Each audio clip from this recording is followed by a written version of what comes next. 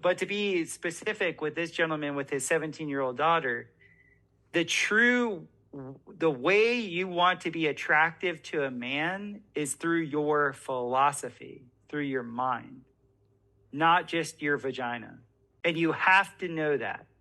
And a man that's angling only to get into your pants, he's not worth your time.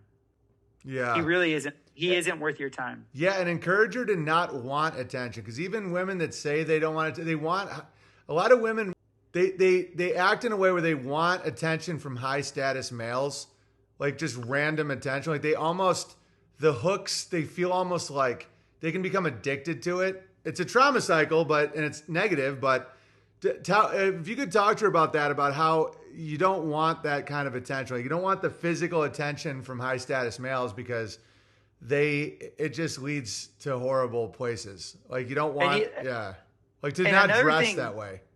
And another thing to teach women, and I teach women this all the time, is you're super attracted to a man not because he's actually compatible with you. You're super attracted to him because your body knows it can have a child with him. And a lot of times when I bring that up to women, they're like, what? Like they want to feel like they actually have had a say in what they desire. So true. And then after a couple hours and things get really real, then it's like, oh shit, you're right.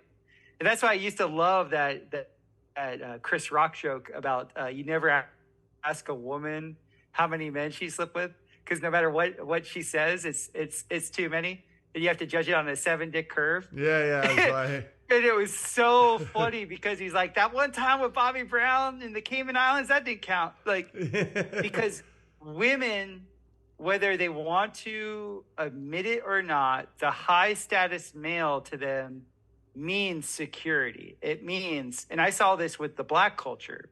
The black girls in my young athlete life, they would fuck on a dime.